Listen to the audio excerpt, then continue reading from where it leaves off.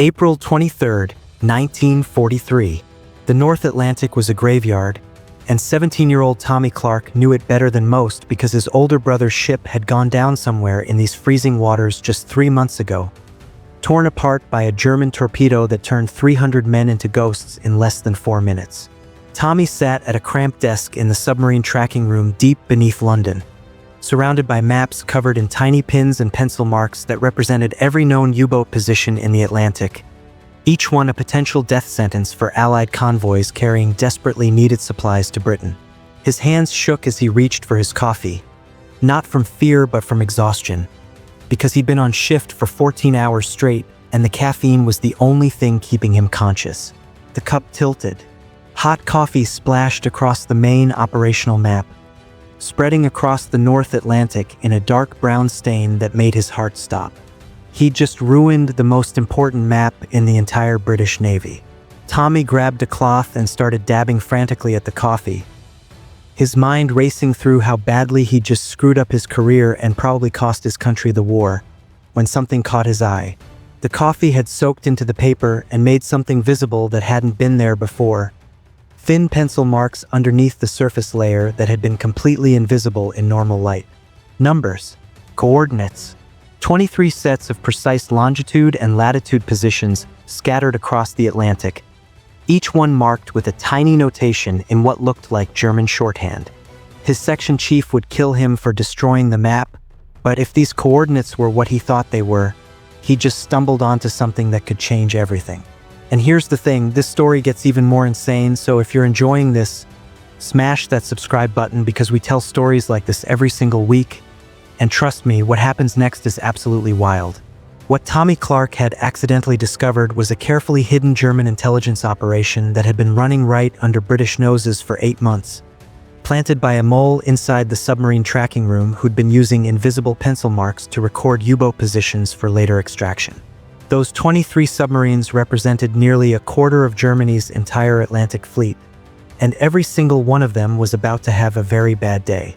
The submarine tracking room wasn't some fancy high-tech operation like you see in movies. It was a converted basement with bad lighting, worse ventilation, and a staff of mostly teenagers and women because every able-bodied man was already fighting. Tommy had gotten the job 3 weeks after his 17th birthday, lying about his age because the Navy was desperate for bodies and didn't ask too many questions if you could read a map and follow orders. His job was simple but mind-numbingly boring, updating position markers based on radio intercepts, decoded messages, and reconnaissance reports that came in around the clock from ships, planes, and intelligence stations scattered across the Atlantic. The maps were everything, the central nervous system of Britain's anti-submarine warfare, and someone had been using them to feed information directly to the Germans. The coffee stain revealed something the British intelligence officers had missed for months despite their training and experience.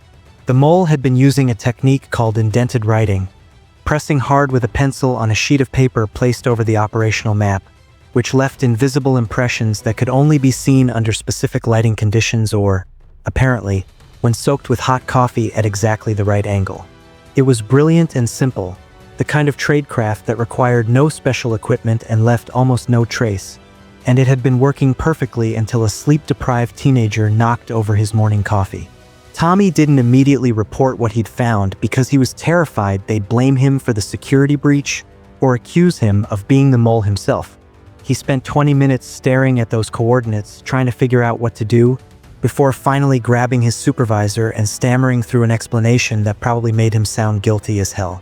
Lieutenant Sarah Morrison took one look at the map, went completely white, and within 15 minutes the room was swarming with counterintelligence officers who cleared everyone out except Tommy and started photographing every inch of that coffee-stained map.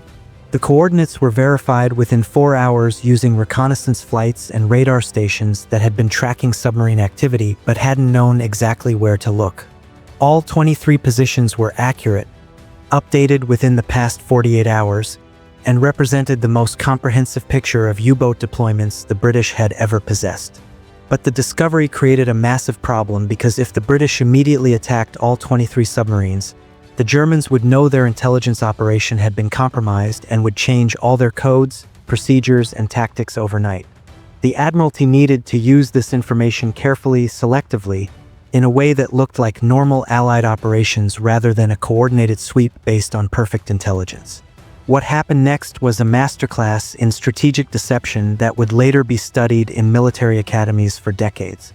The British fed false information back through the mole, who was identified but not arrested because a known enemy agent is more valuable than a captured one. They used the U-boat positions to reroute convoys away from danger while making it look like random course changes due to weather. They staged accidental encounters where Allied ships and planes just happened to stumble across submarines in positions where German commanders thought they were safely hidden. Over the next 6 weeks, 17 of those 23 U-boats were sunk or severely damaged in what German naval headquarters believed was just a streak of bad luck and improved Allied tactics. The numbers tell the story of how devastating Tommy's accidental discovery became for the German submarine fleet. In April 1943, U-boats had sunk 95 Allied ships totaling over 500,000 tons of supplies. In May, after the British started using Tommy's intelligence, that number dropped to 50 ships.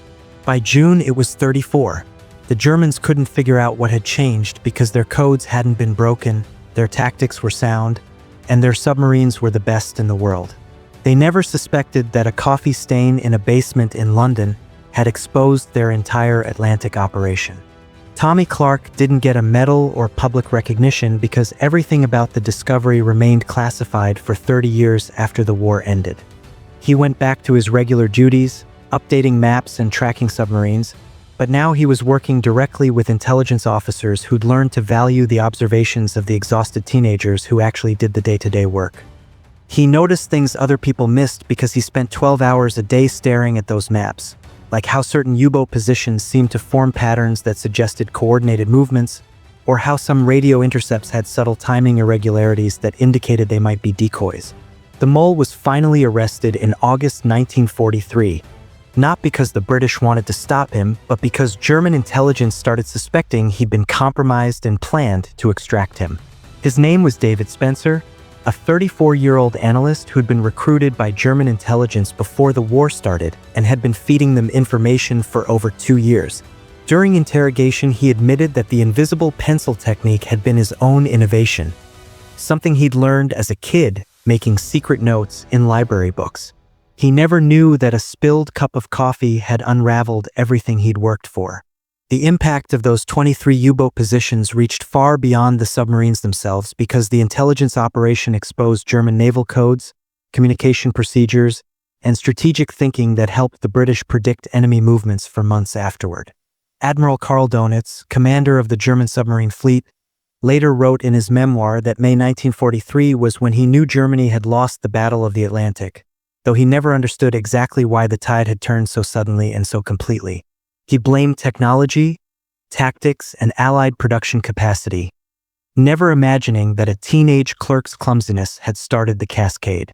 Tommy Clarke survived the war and became a teacher in Manchester, never telling anyone about his role in one of the most significant intelligence breakthroughs of the Atlantic campaign because the Official Secrets Act kept him silent until the documents were declassified in 1973.